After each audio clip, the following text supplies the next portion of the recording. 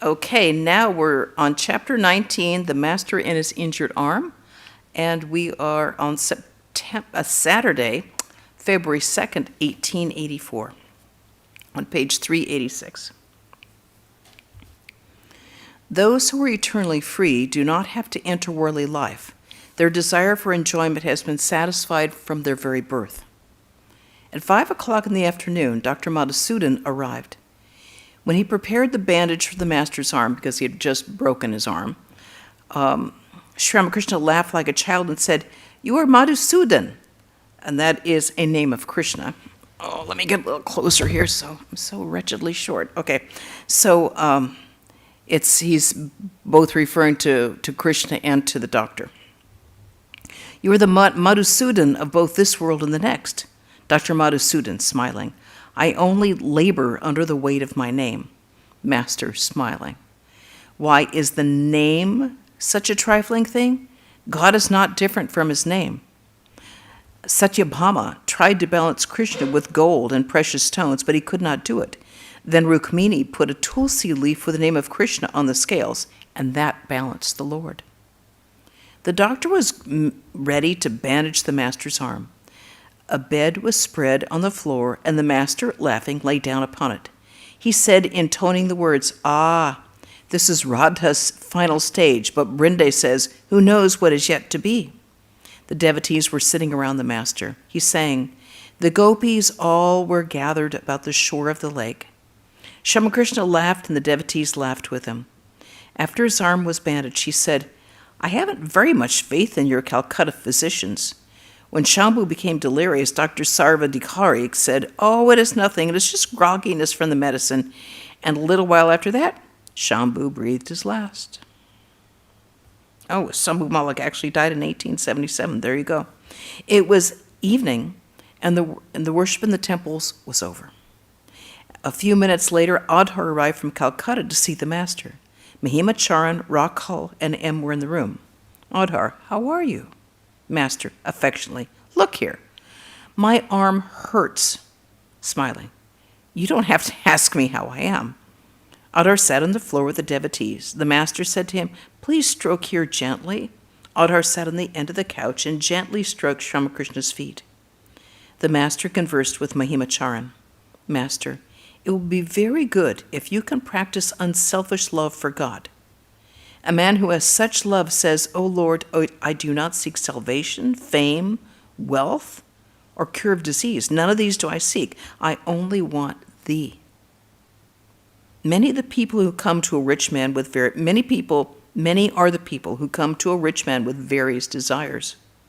But if someone comes to him simply out of love, not wanting any favor, then the rich man feels attracted to him. Prahlada had this unselfish love, this pure love for God without any worldly end." Mahima Charan sat silent. The master turned to him. "Master, now let me tell you something that will agree with your mood. According to the Vedanta, one has to know the real nature of one's own self. But such knowledge is impossible without the renunciation of the ego. The ego is like a stick that seems to divide the water in two. It makes you feel that you are one and I am another. When the ego disappears in samadhi, then one knows Brahman to be one's own inner consciousness. One must renounce the I that makes one feel, I am Mahima Chakravarti, I am a learned man, and so on. But the ego of knowledge does not injure one. Shankaracharya retained the ego of knowledge in order to teach mankind. One cannot obtain the knowledge of Brahman unless one is extremely cautious about women. Therefore, it is very difficult for those who live in the world to get such knowledge. However clever you may be, you will stain your body if you live in a sooty room. The company of a young woman evokes lust even in a lustless man. But it is not so harmful for a householder who follows the path of knowledge to enjoy conjugal happiness with his own wife now and then. He may satisfy his sexual impulse like any other natural impulse.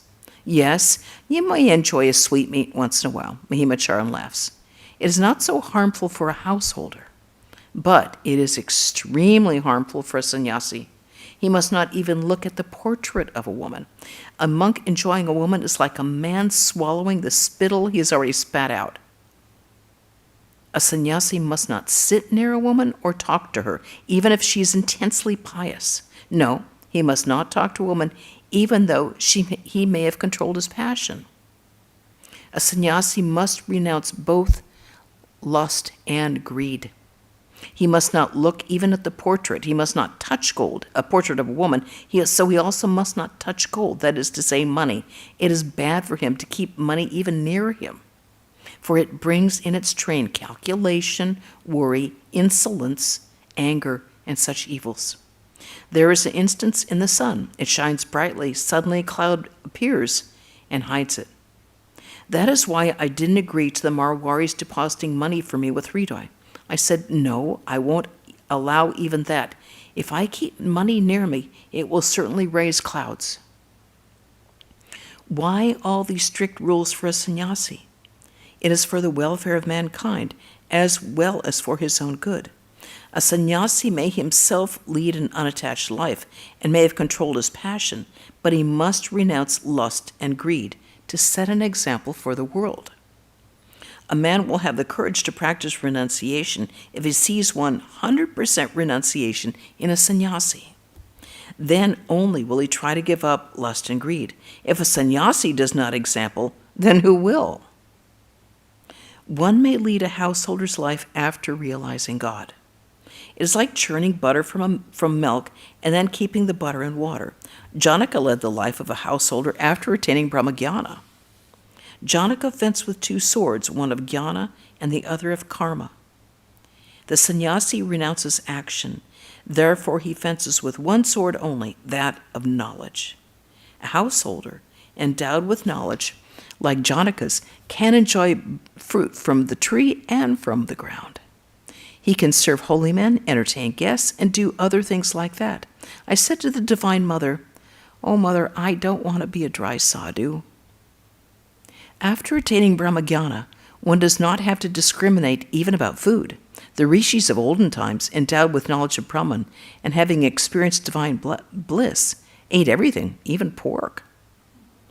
To Mahima, generally speaking, there are 2 kinds of karma yoga and mana yoga. That is to say, union with God through work and, and through the mind. There are 4 stages of life: brahmacharya, grihastha, vanaprastha, and sannyas. During the first 3 stages, a person has to perform their worldly duties. The sannyasi carries only his staff, water pot, and begging bowl. He too may perform certain nitya karma, that is, obligatory works, like, eating, but his mind is not attached to it. He is not conscious of doing such work. Some sannyasis perform nitya karma to set an example to the world.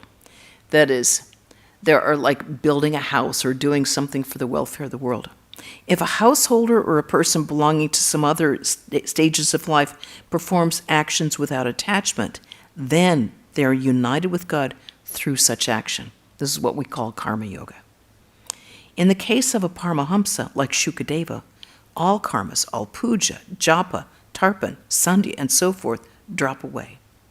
In this state, a person communes with God through the mind alone. Sometimes he may be pleased to perform outward activities for the welfare of mankind, but his recollection and contemplation of God remains uninterrupted. It was about 8 o'clock in the evening. Sri Ramakrishna asked Mahima Charan to recite a few hymns from the scriptures. Mahima Charan read the first verse of the Uttara Gita, describing the nature of the Supreme Brahman. He, Brahman, is one, partless, stainless, and beyond ether, without beginning or end, unknowable by mind or intelligence. Finally, he came to the 7th verse of the 3rd chapter, which reads, "The twice-born, that is, a man belonging to the Brahmin, Kshatriya, or Vaishya caste, he who has their spiritual birth with the investiture of the sacred thread." Okay.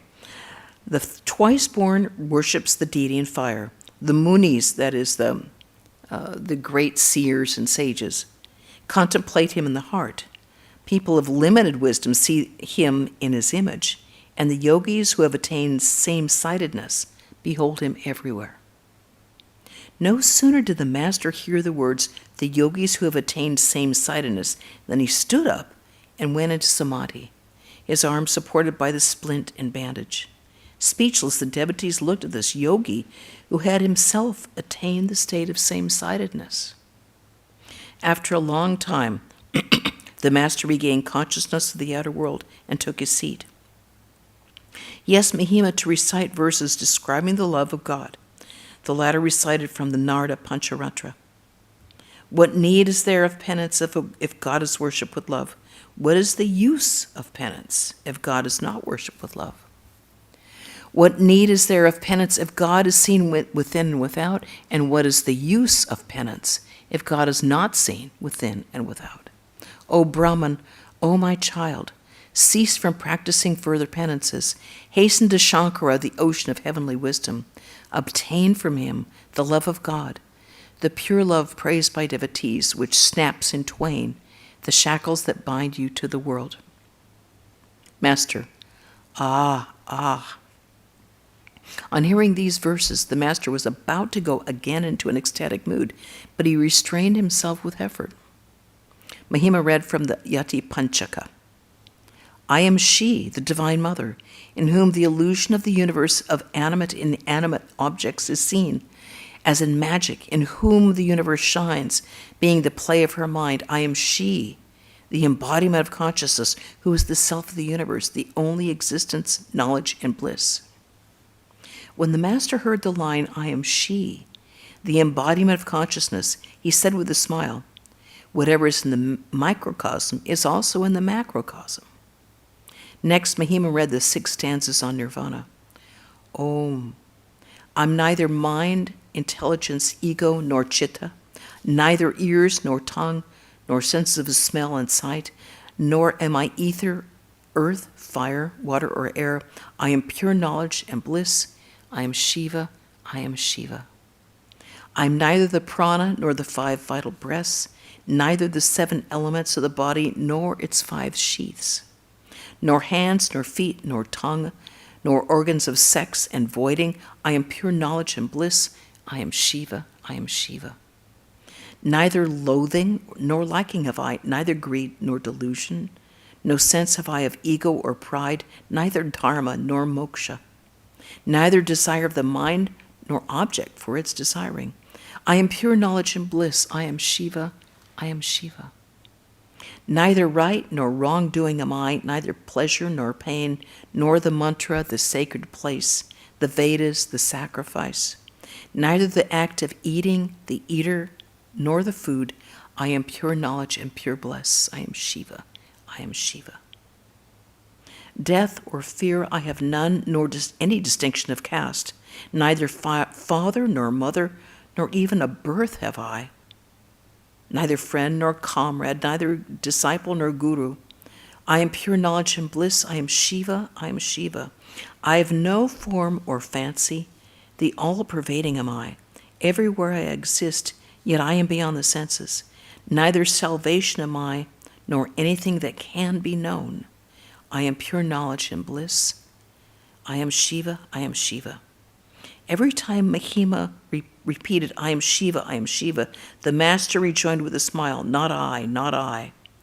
Thou art knowledge absolute. Mahima read a few more verses and also a description of the 6 psychic centers of the body, i.e., that's the chakras. He said that in Benares, he had witnessed the death of a yogi in the state of yoga. Mahima, there are fine passages in the Rama Gita. Master, you were speaking of the Rama Gita. Then you must be a staunch Vedantist. How many books of that kind the sadhus used to read here? Mahima recited the description of Om. It is like the unceasing flow of oil, like the long peal of a bell. About the characteristics of samadhi, he read, the man established in samadhi sees the upper region filled with Atman, the nether region filled with Atman, the middle region filled with Atman. He sees all filled with Atman. Adharan Mahima saluted the master and departed. At noon the following day, after his midday meal, Sri Ramakrishna was sitting on a small couch when Ram, Surendra, and a few other devotees arrived from Calcutta. They were worried about the master's injured arm. The arm was bandaged. M was present.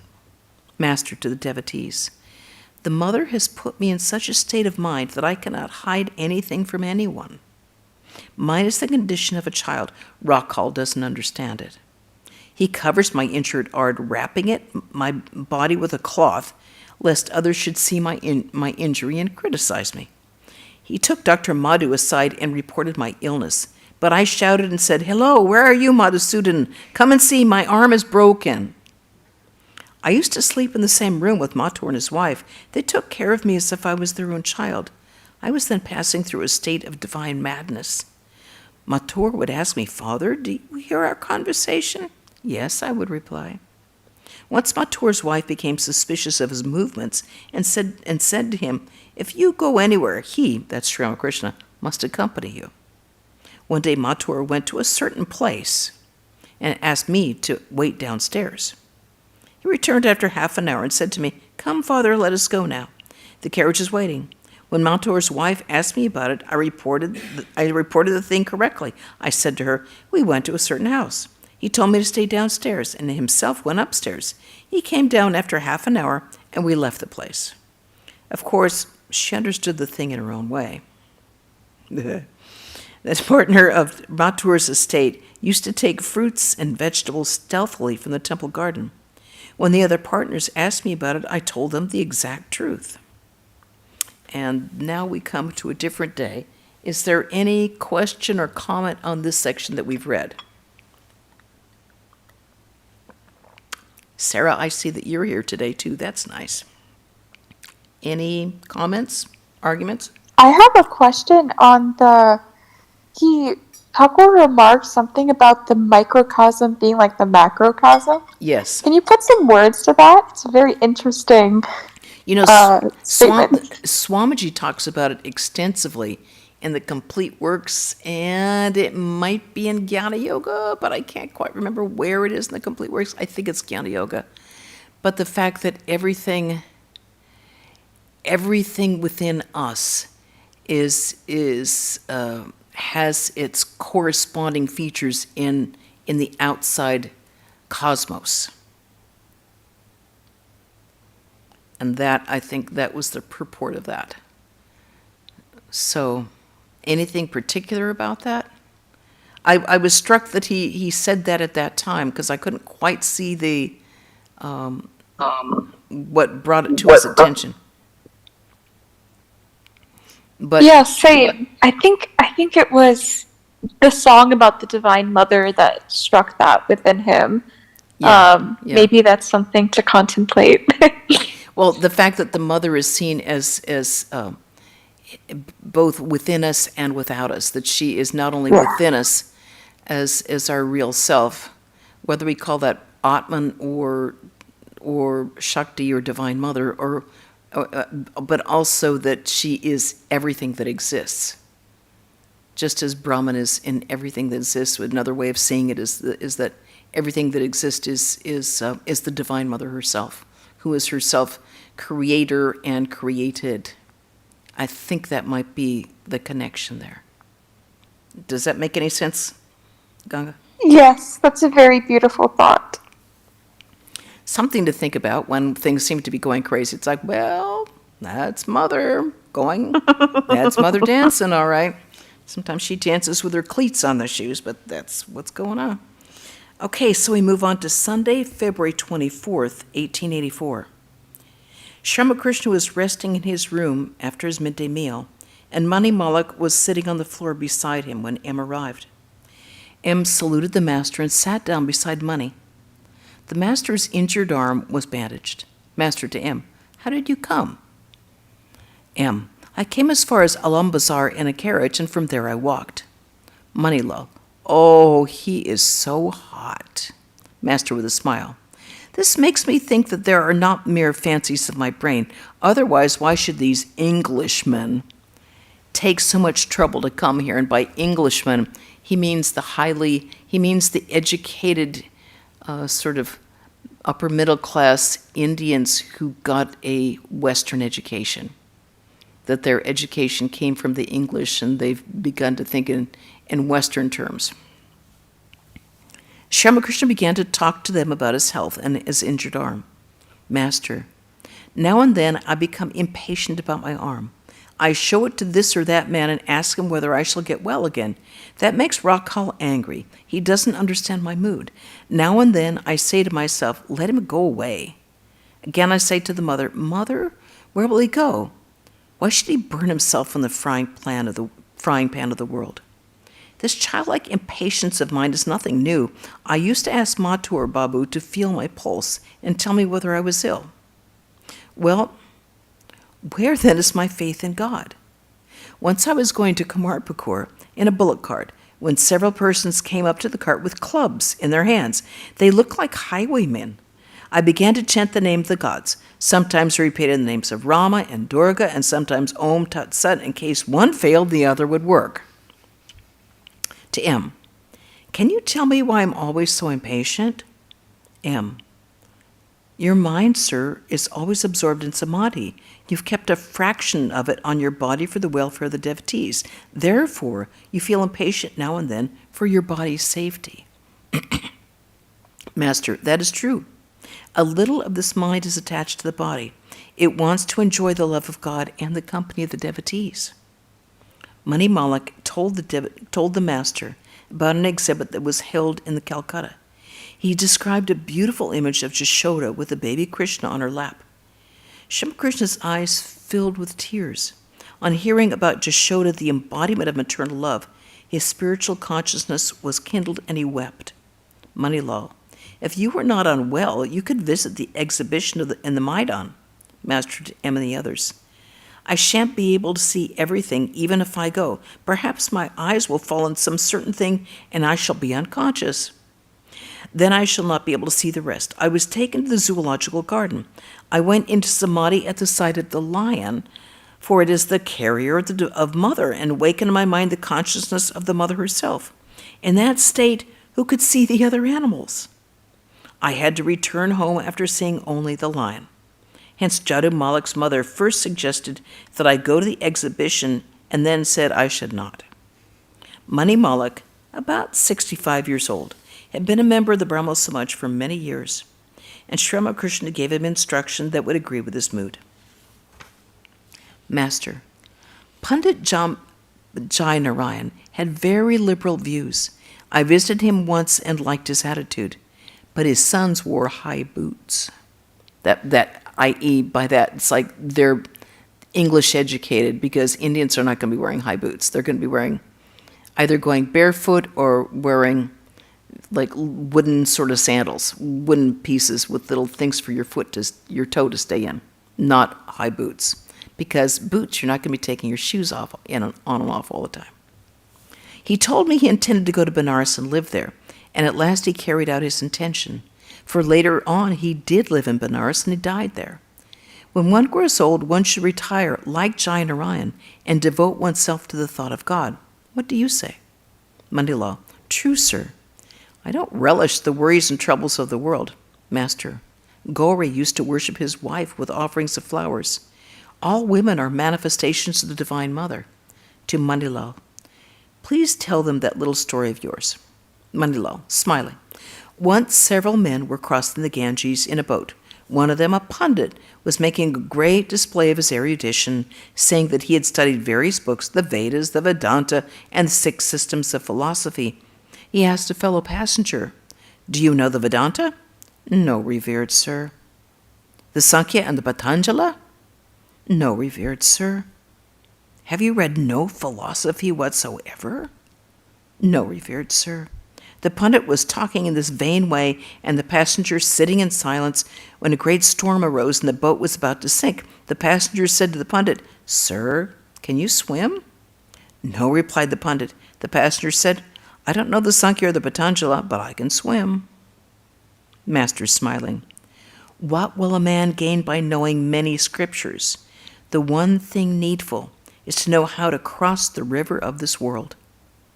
God alone is real, and all else is illusory. While Arjuna was aiming his arrow at the eye of the bird, Drona asked him, "What do you see? Do you see these kings?" "No, sir," replied Arjuna. "Do you see me?" "No." "The tree?" "No." "The bird on the tree?" "No." "What do you see then?" "Only the eye of the bird." He who sees only the eye of the bird can hit the mark. He alone is clever, who sees that God is real and all else is illusory. What need have I of other information? Hanuman once remarked, "I don't know anything about the phase of the moon or the position of the stars. I only contemplate Rama." To M. "Please buy a few fans for our use here." To Manila, "Look here. Pay a visit to his," meaning M's, father. "The sight of a devotee will inspire you." To M. "Since my arm was injured, a deep change has come over me. I now delight only in the Nara Leela, the human manifestation of God. Nitya and Leela. Nitya is the indivisible Satchidananda, and Leela, or sport, takes various forms, such as the Leela of God, the Leela as the deities, the Leela as man, the Leela as the universe. Vaishnavacharan used to say that one has attained perfect knowledge if one believes in God sporting as man. I wouldn't admit it then, but now I realize he was right. Vaishnavacharan like pictures of men expressing tenderness and love. To Manilal, it is God himself who is sporting in the form of man. It is he alone who has become Mani Malak. The Sikhs teach, "Thou art Satchidananda." Now and then, man catches a glimpse of his real self and becomes speechless with wonder. At such times, he swims in an ocean of joy. It is like suddenly meeting a dear relative. To M. The other day, as I was coming here in a carriage, I felt like that at the sight of Babaram. When Shiva realizes his own self, he dances about in joy, saying, "What am I? What am I?" The same thing has been described in the Adhyatma Ramayana. Narada said, "O Rama, all men are thy forms, and it is Sita who has become all women." On looking at the actors in the Ram Leela, I felt that Narayana himself had taken these human forms. The genuine and the imitation appeared to be the same. Why do people worship virgins? All women are so many forms of the Divine Mother, but her manifestation is greatest in pure-souled virgins. To M. Why do I become impatient when I am ill? Because the mother has placed me in the state of a child. The child depends entirely on its mother. The child of the maidservant, when he quarrels with the child of the master, says, "I shall tell my mother." I was taken Radha Bazaar to be photographed. It had been arranged that I should go to Rajendra Mitra's house that day. I heard the Keshav would be there. I planned to tell them certain things, but I forgot it all. When I went to Radha Bazaar, I said, "O mother, thou wilt speak. What shall I say?" I have not the nature of a jnani. He considers himself great. He says, "What? How can I be ill?" Kaur Singh said to me, "You still worry about your body, but it is my nature to believe that my mother knows everything. It is she who would speak at Rajendra Mitra's house. Hers are the only effective words. One ray of light from the goddess of wisdom stuns 1,000 scholars. The mother has kept me in the state of a bhakta, of a jnani. That is why I joke with Rakal and the others. Had I been in the condition of a jnani, I couldn't do that. In this state, I realize that it is Mother alone who has become everything. I see her everywhere. In the Kali temple, I found that the Mother herself had become everything, even in the wicked, even in the brother of Bhagavat Pandit. Once I was about to scold Ramlal's mother, but I had to restrain myself. I saw her to be a form of the Divine Mother. I worship virgins because I see in them the Divine Mother. My wife strokes my feet, but I salute her afterwards. You salute me by touching my feet, but had Hridoy been here, who could have dared to touch them? He wouldn't have allowed anyone to do it. I have to return your salutes because the Mother has placed me in the state in which I see God in everything. You see, one cannot exclude even a wicked person. A tulsi leaf, however dry or small, can still be used for worship in the temple. And that is the end of that day. Any questions or observations or comments? You had a question online. Okay. Amrita asked, was Thakur joking when saying if one name doesn't work, he would repeat another I think it's his childlike attitude. I really do, because I think he was repeating the exact truth of what he did. And I think he did that because he was always in that state of a child depending on mother. Repeat that? Okay, I'll repeat this, then I'll repeat that. It was that sweet childlike nature, depending entirely on her. It's like, okay, let's see what works. Any other comments or anythings? Okay, well, tomorrow we will have a lecture here at 11 o'clock on a great topic, Hooray for Everything, Swami Arupeshananda. And then this coming Wednesday, we will have a reading from, is that Swami Akhandananda? Not yet. Not yet. So we still will be on Swami Prem. That's good because we can't get the books yet. So that worked out. Finishing Premananda. We're finishing Swami Premananda, which is absolutely gorgeous, just such a wonderful book. And then on Saturday, there will be another reading from the Gospel of Sri Ramakrishna. All right.